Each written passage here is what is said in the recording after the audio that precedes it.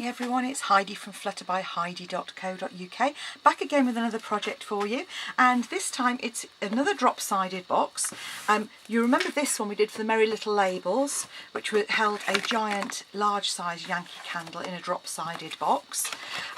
Well, this box that I've made here, I've been asked for two things. One is to make one in centimetres, and the other is to create one to hold the smaller size of Yankee candles. So that's like the sort of the medium one here. So that's what you can see I've done here, and I've created it using the lovely painted harvest set. So as you can see, I've got that, and I've used the stamp set not only to decorate this top panel here, but also to create my own DSP to coordinate on the sides there as well. So as you can see, we've used some painted harvest DSP, but I've stamped this on some very vanilla to match it. So that's what we're going to be doing today. And off we go. So the first thing you're going to need to do is to create the base and the lid. So I've already created one, but I will go through the stages. You need a piece of cardstock that's 19 by 19, and you're going to be scoring at 14.5 and 17.5 on all four sides. And I resized that so that it avoided any measurements falling on that kind of middle score line. I mean, it's not too bad because you can always use the right hand side here, but I thought we'll just keep it as simple as possible.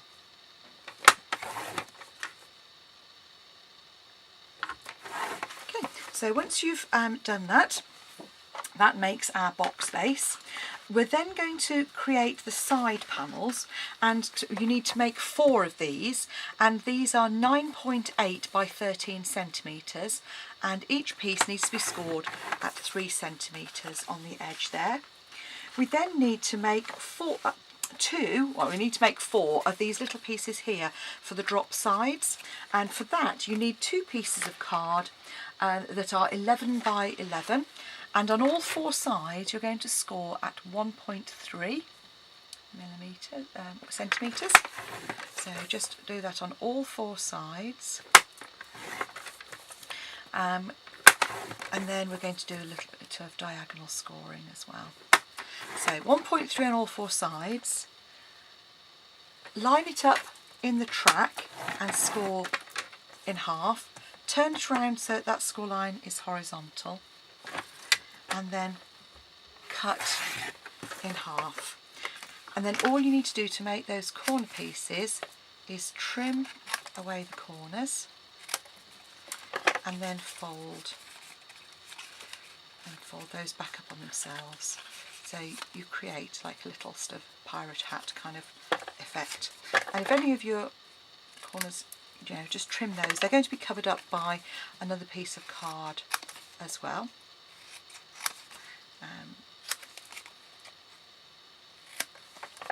So again, just fold in half, fold those back up on themselves, and create our little corner pieces. Okay, so you'll end up with 4 of those in total. So the next thing we want to do is actually do our decoration, and as I said, I've already created one box lid, but what I cut was a piece of very vanilla that was 9.5 centimetres by the width of A4, and that doesn't matter whether you're in the UK or abroad, in the US where it's slightly different sizes. And then I've used some wild wasabi and garden green, and the first thing I did was go over in wild wasabi and just stamp some leaves, and I used my stamping pierce mat just to get a better impression, and I just did that all over the DSP. And then, putting that to one side, I came in with the garden green, and because it's a 2-step stamp, it's actually quite easy just to hover over and stamp over the top there to create our piece. And then all you need to do then is pop it into your trimmer. So it's 9.5, that's your width. So you're going to just cut at 2.5 centimetres, so you need 8 of these. So you will get 8 out of the width. It's just the last kind of one that is a little bit tricky. And if I'd been sensible, I'd have actually I'd have trimmed it first. There we go, 2.5. It's just that last little bit. Okay, so those are the 4 pieces to decorate the sides. So we can put away those greens for the moment. And the next thing I'm going to do is actually create the inner panels, because you'll see on the inside panels of these, they've actually got a self-coloured stamp effect. Now you can get this in one of 2 ways. Either you can stamp in crushed curry on the crushed curry cardstock, but if you haven't got that the ink pad to go with your cardstock, then actually you could use Versamark, and that gives the same sort of the same effect as well. So I'm going to quickly clean my stamp, and I'm just going to use the detailed one because we obviously don't need to use the 2-step stamping. And you want to make 4 pieces of card for the inside, which are 9.5 by 9.5 centimetres. Okay. And then literally all you do is just stamp over the top there, rotate the stamp as you go through, create an overall pattern. Don't be afraid to stamp off the side as well. I just kind of look at which direction I've stamped them in and sort of try and vary it slightly. And you need to make 4 pieces of that. So those are our 4 inner panels, which we'll need in a moment. So the next thing is to create our box lid.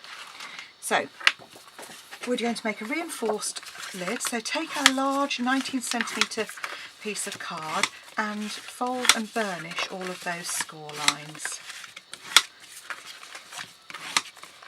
like so. Then come in with your snips, and you're going to trim the outer 3 corners on each of the other sides. So it doesn't have to be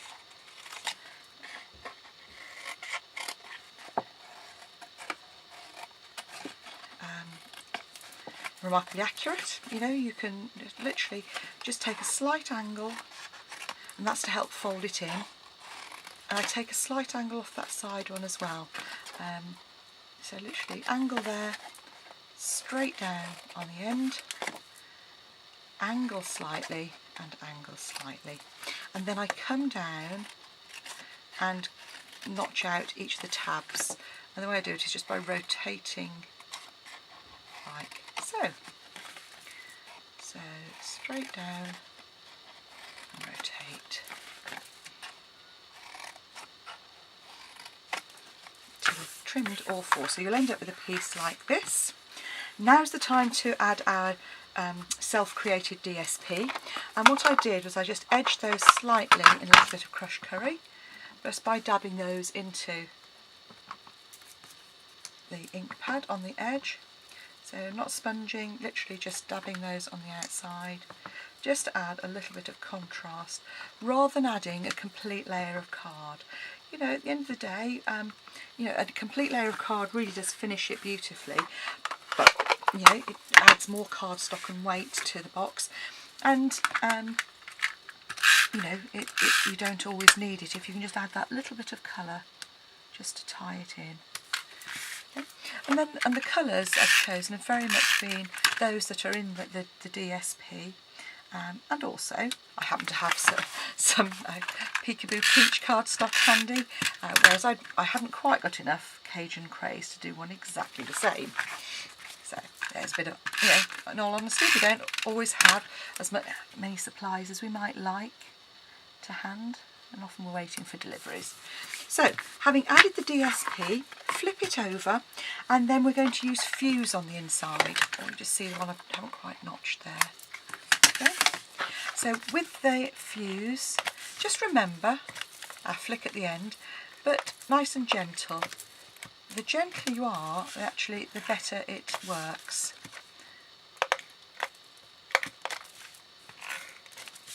And so I'm just doing the tabs and then that long strip. If you've got a bit more time, then by all means, you know, you might want to use Tombow instead, a wet glue. But come in, and this fuse holds really, really well. So all you do is pop those in like so, and then come in, fold those pieces in, and you'll see when they fold, they don't stick particularly well.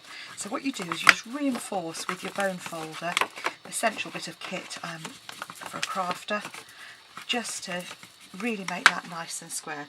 So we've now got a box base and a box lid, and we're going to create our side drop panels.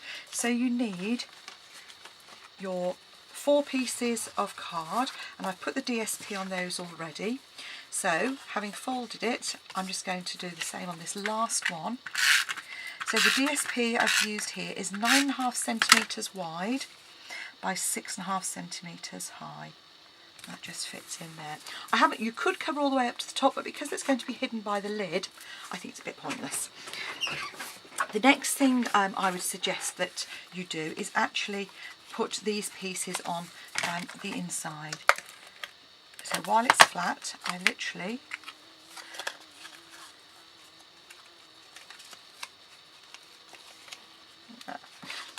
getting myself in fingers and thumbs, line that up on the outside edge like so, and then come in with a small fuse. So make sure the DSP is on the outside, and then line that up, and then we come round and do the next piece. Because that is then going to form. So you want your point up,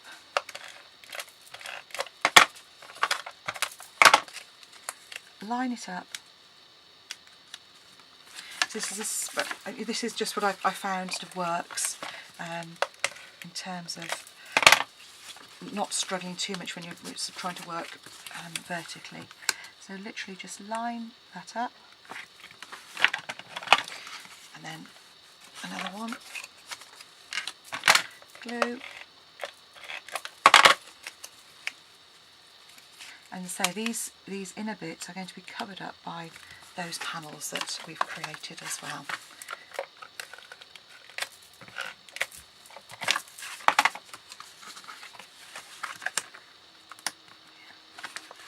This is where on the last one it starts to get a little bit, there we go.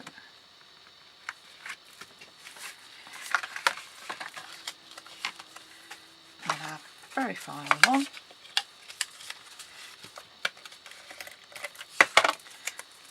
Line it up. And then this one is going to be attached to this one here. So literally just sort of fold it in half and line it up like so. So you end up with this kind of affair here. Now I find it's actually easiest if you can use some wet glue, but obviously for speed here what I'm going to do is add some fuse onto those pieces, and I'm actually going to attempt, in fact what I would normally do is use some tape, if I'm quite honest with you. There we go. So why don't I do that?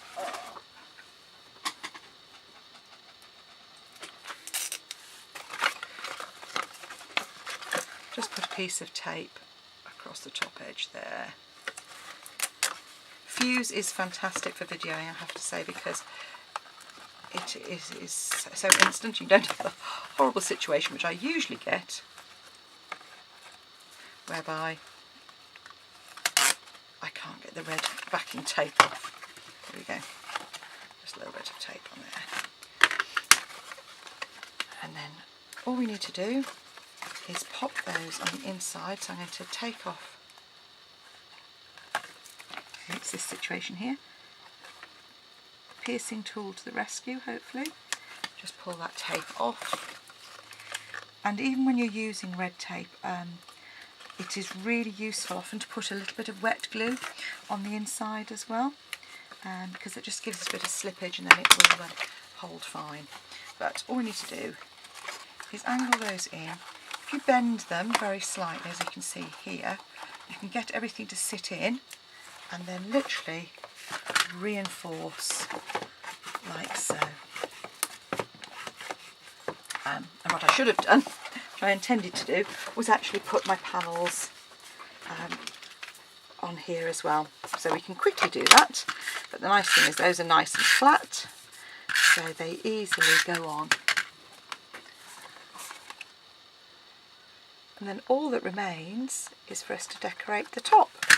And I'll do a separate little video to show you creating with the Painted Harvest stamp set, creating that layer for the lid. So I'll attach that as a separate one, because I'm going to show you how I get my ideas for colour combinations using Painted Harvest. So that's our basic box. All that's left to do, as I say, is to decorate the lid. And so there's our box. That all comes together like so, and that will then become our lid like that. I've got a piece of cardstock here, which is 9.5 by 9.5, which I'm going to layer on the top, like so, and a piece of DSP that is 9.5 by 9 by 9 centimetres to go on the top. And then, as I say, we just need to create a panel for the top there, which I will I've just about got time to do it. Let's see if we can do it. Okay, so 2 inks. We're going to very quickly stamp first of all in crushed curry using the large image. In the top corner, stamp, turn through 90 degrees and stamp again. Use your stamping pierce mat if you happen to have it handy, because you will get a better impression. Doesn't look great at the moment, but believe you me, pop in the second colour and again turn it through 90 degrees and stamp again, and there you have your beautiful image to go on the top. Some early espresso just in the middle there,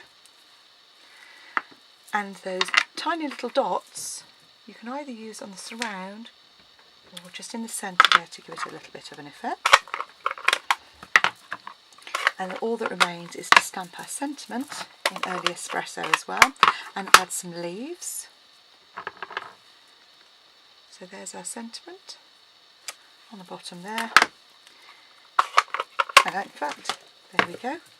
But do come back, because what I'm going to do is show you my ideas book, which has all of my different colour combinations in. So there's our project. Pop your candle in and you're all ready to go, and you can add extra leaves onto the top there if you want to, or leave it as simple as that to say thank you very much to someone. Thanks for watching. If you want any supplies, don't hesitate to contact me, or visit my shop heidismith.stampinup.net, or my blog www.flutterbyheidi.co.uk. Come back and see me soon. Bye now.